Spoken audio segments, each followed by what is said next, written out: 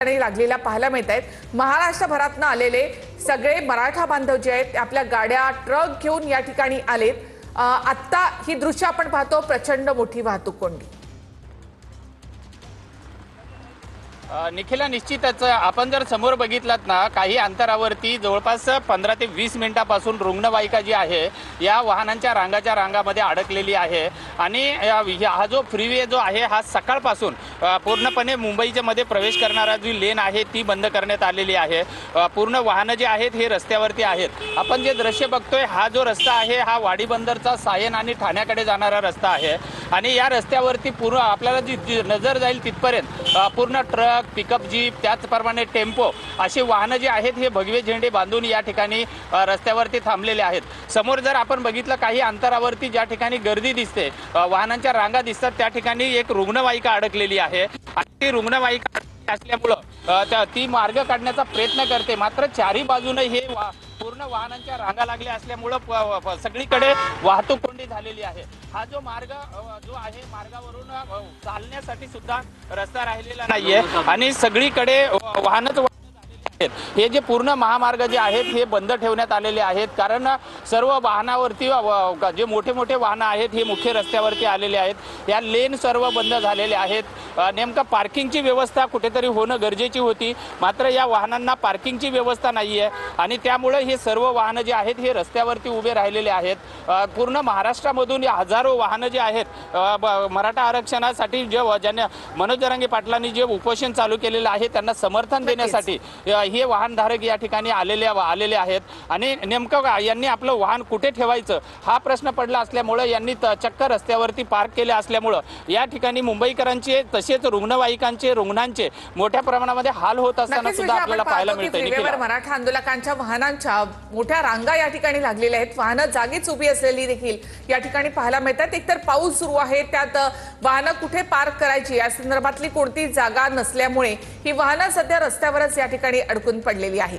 हा फ्रीवेवर सध्या संपूर्ण आपण पाहतो की मराठा बांधवांच्या गाड्या या ठिकाणी उभ्या आहेत। दुसरीकडे आझाद मैदानावर देखील गर्दी झालेली आहे, सीएसएमटी स्थानकावर देखील गर्दी झाली आहे। मोठ्या संख्येने मराठा बांधव मुंबईमध्ये दाखल झालेत। त्यातच पावसाला सुरुवात झाल्यामुळे सुद्धा आझाद मैदानावरचं हे दृश्य आपण इथे पाहतो की आता पाणी या ठिकाणी साचलेलं आहे, चिखल झालेला आहे। तर आपण पाहतोय आझाद मैदानावर मनोज जरांगे यांचं आमरण उपोषण सुरू आहे आणि मराठा समाजाला ओबीसीतून आरक्षण देण्याची मागणी ते करताय। गोळ्या घातल्या तरी मागे हटणार नाही असं विधान जरांगेंनी केलेलं होतं आणि मराठा समाजाला आरक्षण देताना राजकारण नको असंही त्यांनी सांगितलं।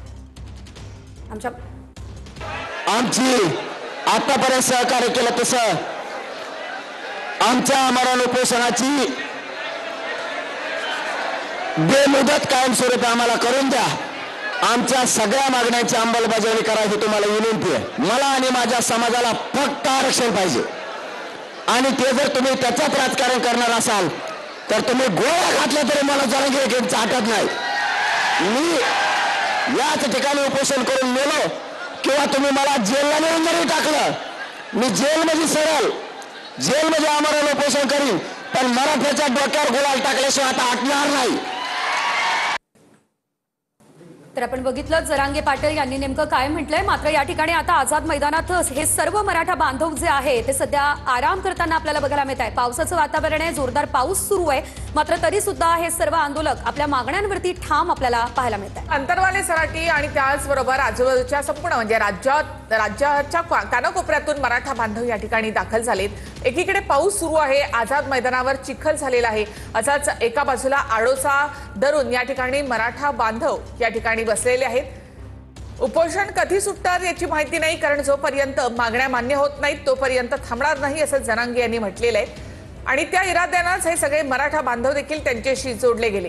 त्यामुळे जिथे जागा मिळेल त्या ठिकाणी सध्या हे मराठा बांधव आराम करताना आपल्याला या ठिकाणी पाहायला मिळत आहेत। तर दुसरी ही दृश्य आहेत ती म्हणजे एकतर आझाद मैदान आणि त्याचबरोबर सीएसएमटी मुंबई महानगरपालिका या समोर आझाद मैदानावरची ही दृश्य आपण पाहतो।